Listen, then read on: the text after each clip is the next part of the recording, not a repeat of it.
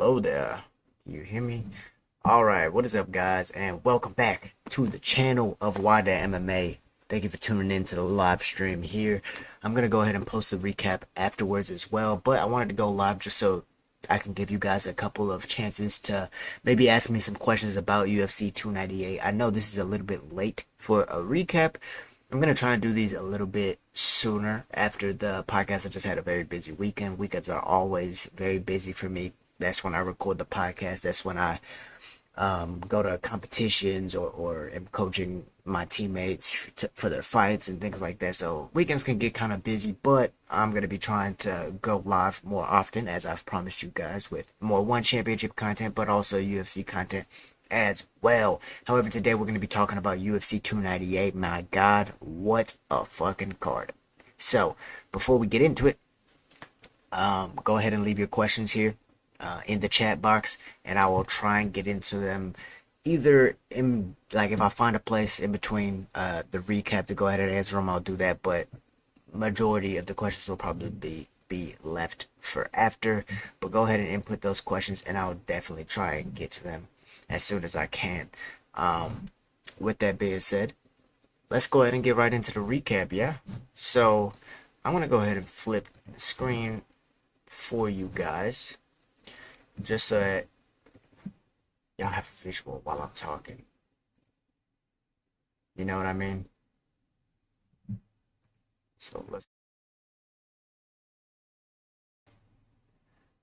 Right.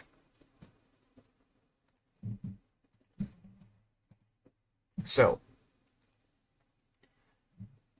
getting into UFC 298, man, dude, you can't say it's unexpected, right? You can't say it's unexpected. You can't say you didn't think that this was possible. I mean, how many times is it going to happen that we think someone's immortal and the fight game proves to us that they're not, right? Now, I watched the fight with a couple of people who were less experienced than me in watching the fight game, so my reaction was a little bit less enthusiastic, more just like, what the, just what the hell just happened, you know? I didn't really question it. Matter of fact, I chose Ilia Topuria to win. Obviously, a hard decision to make, but man, Ilia Topuria, let's talk about his style a little bit, man. Because a lot of people felt like Volk would be able to stay on the outside, that the leg kicks give Ilia a problem and things like that. And it's not that he was never really aware of the leg kicks. He was aware of the leg kicks and what they were doing and how they were trying to off balance him. But he knows when to enter, and when he enters, even if you hit him in the middle of his entry, in the middle of his combination, he's still going to keep on throwing, and I think that's what he kind of proved there. So the battle of the styles, as I try and fix this lighting real quick. So the battle of the styles, I mean, Volk came out, he was kicking very heavy off of that lead leg. Usually he likes to use that lead leg to go to the legs and things like that. He was chopping the legs actually very well at the beginning. He was tagging Ilia's legs up. Ilia, maybe he seemed a little bit too fast on the exit, or too fast staying on the outside for Ilia for that first round. He landed a good cross. When Ilia tried to meet him, he met Ilia, and he had very good timing on that cross. He didn't get hit very much in the first round. Matter of fact, he was talking to him. He was cocky. He was feeling himself, right? This is Volk. This is the Volk we love. This is the Volk we were going for, right? And he was using a lot of that lead leg also to go up high. I don't know if I mentioned that already, but the reason he was doing that, and I might do an in-person breakdown. Let me know if y'all want me to do that. But the reason he was going high as well with that lead leg is to prevent or discourage Ilia Topuria from, let's see if we can find it in any of these images, but to discourage Ilia Topuria from throwing that backhand, right? I can't find it, but anyways, what we saw in that fight was the fact that Ilia was actually maybe a little bit more patient than the champion. Ilia was actually, he did everything he said he was going to do. He did everything he said he was going to do. He came across the distance He backed Volk up and he knocked him out just like he thought he would. It was one of his easiest fights, just like he thought he would. He didn't take much damage. Yeah, he had a punch or two, a couple of leg kicks as well, but overall, he came out pretty healthy, right? He's ready to go again. So, yeah, the fact that he was filming a documentary, the fact that he not only predicted everything but was standing on business, as they say nowadays, and he had everything in his bio. The documentary was being filmed, the movies were being filmed, uh, everything was lining up except for the outcome. He just didn't have that result yet. And then now he has the result. Man, I told you guys beforehand that he made me really feel the way Conor McGregor made me feel.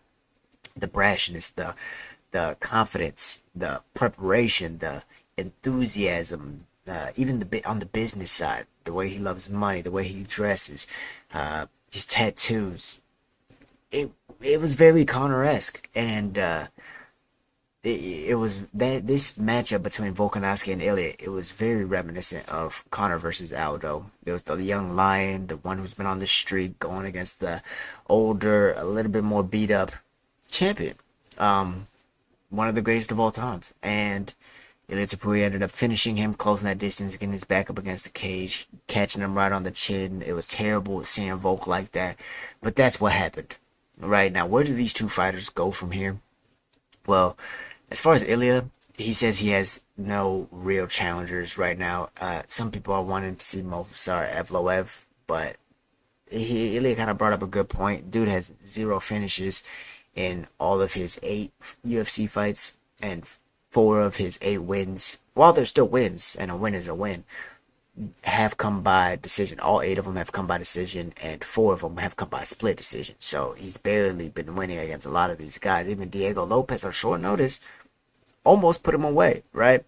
And so it was just saying, the only thing he said about Mozart was that he wanted to see him get a finish before he fights for the title, and I don't think that's very unreasonable. I think he handled that well. Um, but also talking about who fights who next, Alexander Volkanovski, where does he go from here? Where does he lie in this featherweight division? He was talking about an immediate rematch. I don't really agree with that. I don't agree with that. Now, of course, it's frustrating. Of course, Ilya said, "I'm gonna beat him so decisively. Nobody's gonna be asking for a rematch," and I really don't hear people asking for a rematch. And Alexander Volkanovski deserves everything, right? He deserves to fight for the title in his next fight. I just don't think that it should be a rematch, right? Let me know what you guys think about that in the comments. Definitely comment below about that. Do you think that Alexander Volkanovski deserves an immediate rematch? Do you think he should have an immediate rematch? I don't, personally. I think that, man, he's just been through a lot in these last few months, right? I know he wants to make the most of his youth, of course, and that's smart, and it's a lot. It's a lot that goes into looking that far into the future, but man, I think that the best fighters are happy fighters, and yes, he's happy when he's training for something. Um, but I know he's not happy losing, and I know he's not happy getting knocked out, and I know he's not happy being out-competed in fights that are winnable for him, because this was a winnable fight. He definitely had every chance to win. He just couldn't, and I feel like the brain's taken enough trauma in the last couple of months to where he just needs some time off, similar to the way Izzy's taking time off. Just take a good 6 months, 7 months off, let your body heal up, let your brain heal up, and then get back out there. And I think his next fight could be for a title, and probably should be for a title. Let Ilya maybe fight someone, maybe a Movsar Evloev, maybe the winner of Yair and Ortega, and then I want to see Alexander Volkanovski hop back in there. Right? I think that makes sense. I think that that's the healthiest way to approach it. Might be frustrating, uh, but you got to do what you got to do. As far as the co-main event, man, this whole card was pretty entertaining. The co-main event was a banger. I thought that maybe should have got fight of the night. Robert Whittaker versus Paulo Costa. Paulo actually looked really good, and I was happy to see that. He looked shaved down. He didn't look too bulky. His kicks looked snappy and quick. It looked like there was really no fat on them, and that could be part of training with Natalia Silva.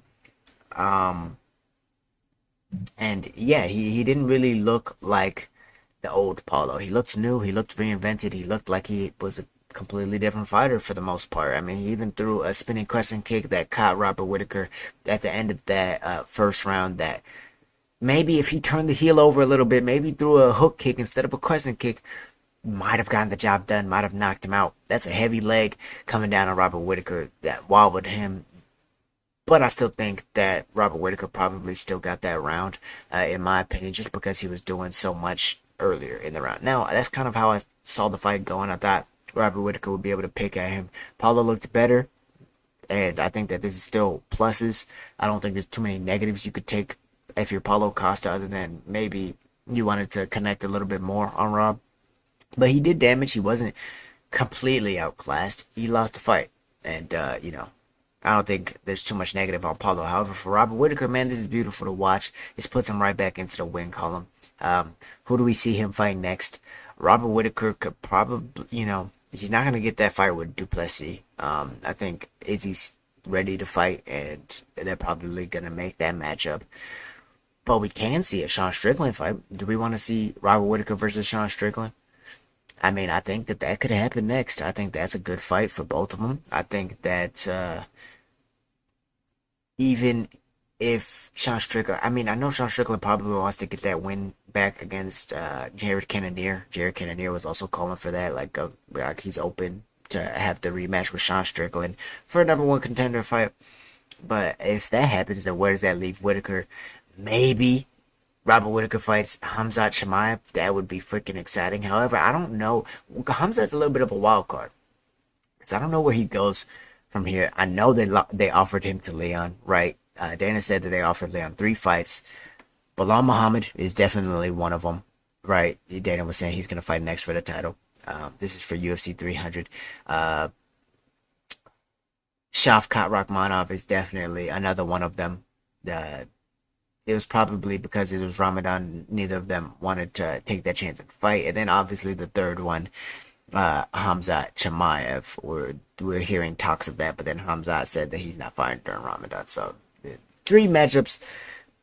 Elian said yes to all of them, but obviously none of them panned out. So I don't know. Is Khamzat looking to go back down? Is he looking to stay at middleweight? Who knows? I don't think he's gonna get the next title shot at middleweight. There's just too many people, too many contenders for him to undeservingly get that title shot and slip in there. I know he's been wanting a lot more money. I know he's been wanting to fight for a belt since he beat Gilbert Burns, but this is what missing weight does to you, man. You can't miss weight. You got to be a professional. If he would have made weight, fought Nate Diaz, and won, he would have been fighting for that title. But life just doesn't go like that, huh? So, what do y'all want to see from Robert Whittaker? Khamzat Chimaev, that sounds like a freaking exciting fight to me. That's probably the one I would make after that. Ian Gary, Jeff Neal. A lot of people were saying it was a little bit boring. I think it was just more of a technical match. And Jeff Neal, he went in there and you could tell he was wanting to grapple a lot more. But it didn't seem like he had many takedowns off of the cage that he was actually trying. Like I never saw him once try and drop for a double leg. I know Ian Gary's tall, has long legs. It's hard to do that against a guy like Ian Gary, as tall as him. He was very disciplined. This is a very disciplined approach from Ian Gary. He stayed on the outside. He never really compromised his position, not once. He never really tried to throw a long combination. He was just staying on the outside, sticking, moving. He didn't want to trade with Jeff Neal, and you can't say that that's a dumb decision, right? Maybe he lost some fans. Maybe people thought he was boring. So what, man? He got the win. That's all he cares about. As far as him almost crying at the press conference, that's a little bit questionable. It's a little bit funny. I mean, he's a grown man crying on a world stage because people don't agree with some of the things he does. But that's neither here nor there. I think that, again, Ian Gary, he's very promising. If there's a fight that I want to see Ian Gary fight next, I don't want to see him against. I mean, Wonder Boy, that would be a fun fight. Shavkat would be a fun fight, but I think it's too early. I want to see them fight when there's like a belt on the line. By the way, guys, if you're just now tuning into the stream, go ahead and leave your questions right here in the comment box, and I'll try and get to that for the end, for the Q&A after the recap. But back into Ian Gary and who he fights next. Yeah, I want to see him against Wonderboy. That's a cool fight. But I also want to see him fight a guy like Colby Covington. Colby's trying to call out Wonderboy as well. Um, but we've seen Wonderboy fight that style. We know what is going to happen probably. Colby's probably going to be able to get it done if he doesn't get torched on the feet, right? But I want to see Colby against an actual young guy, a top contender, and I want to see him earn another title shot. I don't want to see him keep being given things. I felt like he was given that last one. To be honest, I thought it was in the courtroom that they made that decision to give him that title shot, because beating a Jorge Masvidal off of 2 losses and a Robbie Lawler off of however many losses and a Tyron Woodley off of however many losses does not constitute a title shot. I don't care how many close fights you had with Usman. I don't care how many numbers you bring to the table. At the end of the day, Dana always has tried to stand on business saying that we want to see who the best is. Well, I want to see that Ian Gary matchup. Don't think Colby's going to take that. I think Ian Gary would probably take that. It would also be him fighting a wrestler, which would be good to see if he can handle that before getting to that upper echelon of the welterweight division. But Jeff Neal was a good win for him. He showed he could technically break down a tough guy in Jeff Neal, and he got it done. Merab Dvalishvili versus Henry Cejudo. I'm so glad that Dana said that Merab's next for the title. I think there's a mixture of a couple things. And we're going to get into the fight, but I think that it's a mixture of a couple of things. I think the skits are helping. Merab's absolutely hilarious. I mean, if you haven't seen his Instagram, please go watch that, because his skits, whoever told him to start doing skits, yeah, it's W Merab. W Merab, definitely. As far as what else led him to this title shot, just beating champion after champion. I mean, he beat Henry Cejudo, who was the double champ of the division. And this is an active Henry Cejudo. This is different from the Henry Cejudo, the Aljo fight. An active Henry Cejudo, former double champion. He beat Jose Aldo at altitude, former champion, of course. And he also beat Piotr Jan in dominant fashion, another former champion. I think that there's nobody really who deserves it more than him. Corey Sandhagen is a close second. I think Corey might now need another fight to get to the title contention.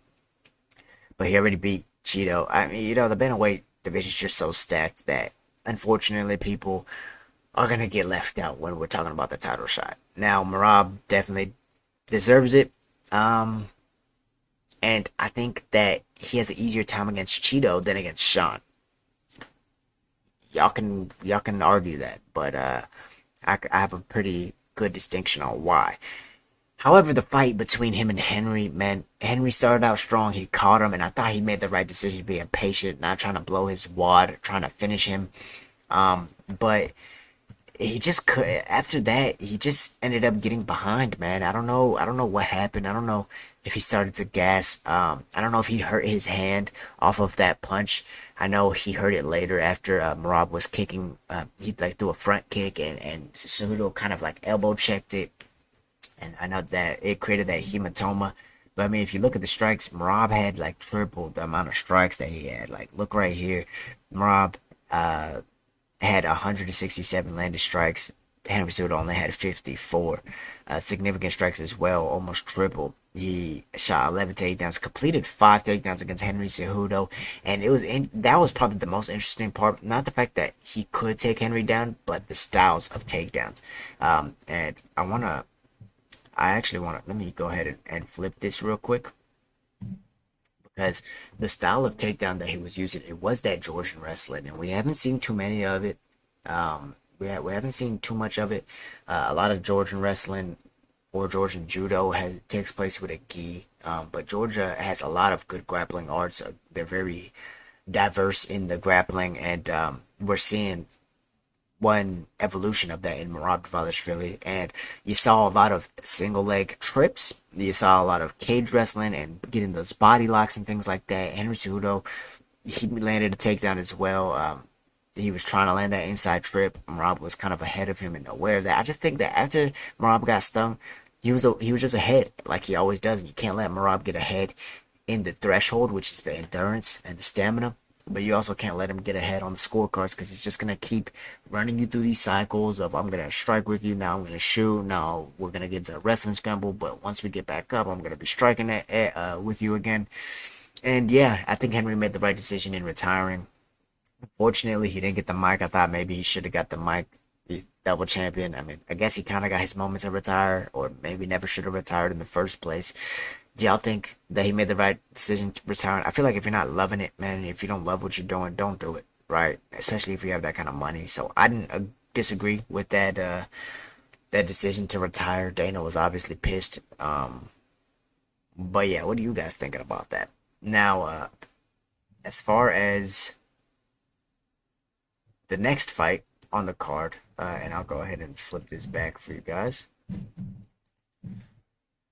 Anthony Hernandez versus Roman Kopylov. Hernandez surprised me, man, with how dominant he was. Now, Kopylov, he was landing a few good strikes. He had Hernandez's head popping back a little bit, but Hernandez, the way he was able to use the boxing into the wrestling, this is exactly the game plan he needed. This is the exact game plan that I didn't know if he would be able to pull off, if I'm being honest. If I'm being completely honest, man, I didn't know if he was going to be able to take down Kopylov, because Kopylov early on has good takedown defense, which we saw. And Hernandez, look at this. He actually shot 14 freaking takedowns, only got 3, attempted 2 submissions, and eventually choked him out. He was talking to the camera while choking him out. Very exciting. I believe he got a performance bonus, definitely deserved it. I mean, his jiu-jitsu is legit. He choked out Rodolfo Vieira and now Roman Kopylov. If you want an idea of his last few wins, I figured if he got Kopylov to the ground that he would be able to finish him, so I wasn't really surprised by that. Knocked out Edmund Shabazi and submitted Marc-Andre Barriault. Man, yeah, Fluffy Hernandez, man. He's a legit guy, and guess what? Kevin Holland beat him. Another reason why Kevin Holland definitely can be champion one day, in my opinion. I'm not sure where I just went, but let me get back to the pitch. All right. All right. Yeah, so Anthony Hernandez in middleweight, man. This wasn't a top 15 fight. Middleweight's more stacked than we think, and that we give it credit for. But yeah, as far as who he fights next, I'm not too sure. I'm not too sure. Let's go ahead and look at these middleweight rankings, huh?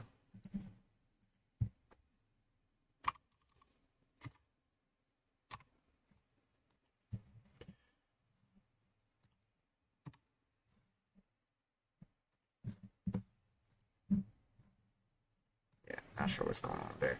All right. So looking at these middleweight rankings, Anthony Hernandez is at 15. Interesting. So he's not gonna fight Cal Barello because they're just not gonna make that fight happen. Mm, Roman Dolidze, that's a very interesting fight. Roman just lost. Jack Hermanson just won, so he's probably gonna fight up. Roman Dolidze is probably gonna fight down. Paul Craig, that'd be a very interesting matchup. Although, god damn it, give Paul Craig a striker or something, man. Give him someone he can at least have an advantage over, right? Chris Curtis, I think that's also a good fight. You know, who's Brendan Allen gonna fight? Who's he gonna fight? I know he's looking upward, man, and there's not many. That could be his next fight, Brendan Allen, but Paulo's getting paid what, $1 million per fight? Maybe. Is that actually real? Is he actually getting paid $1 million per fight, Paulo Costa? I heard that in the news. Let's see. UFC 298 payout. What he could be getting is, I know sometimes they actually negotiate Um, fuck MMA junkie. We're gonna go with MMA fighting. I know that they actually do give some people pay-per-view points. Sorry about that, hitting the mic. I know they do give people pay-per-view points. So, if you are a star like Paulo Costa, you can start negotiating things like that. Uh-huh. Looking at how much everyone made. Okay, makes sense. Damn. Everyone's getting pretty good money, it seems like. That's good to see.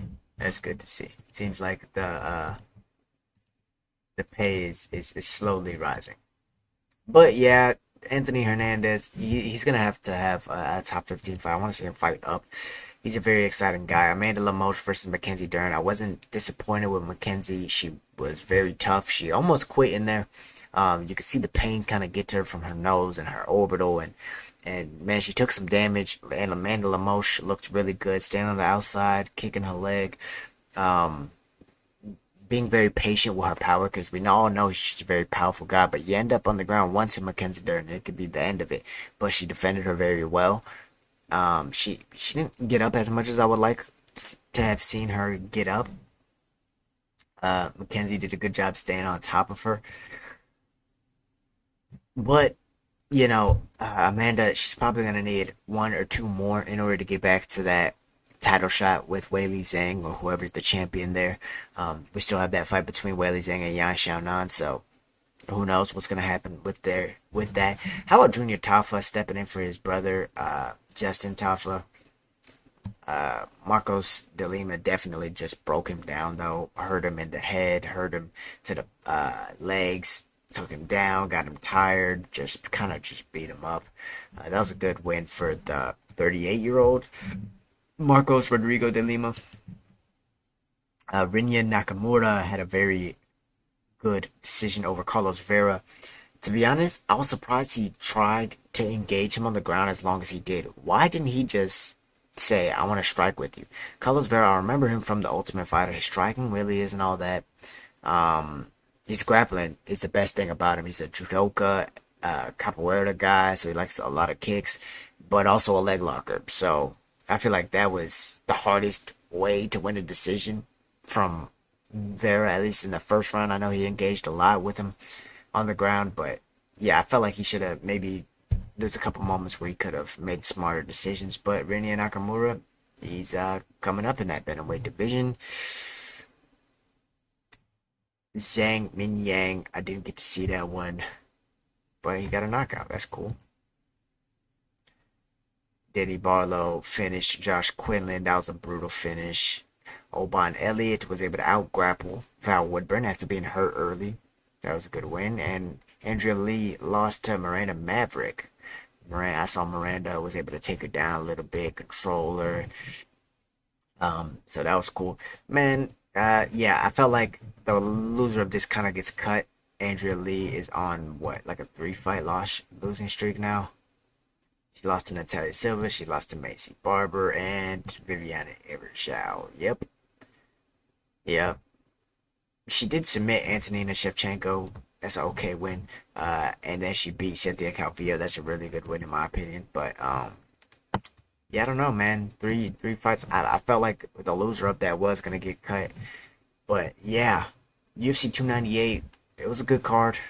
There weren't too many finishes, but we did get some finishes and some good bangers of fights. And then we got a changing of the guard in the featherweight division. I mean, you can't really ask for much more. So, guys, if you have any questions, go ahead and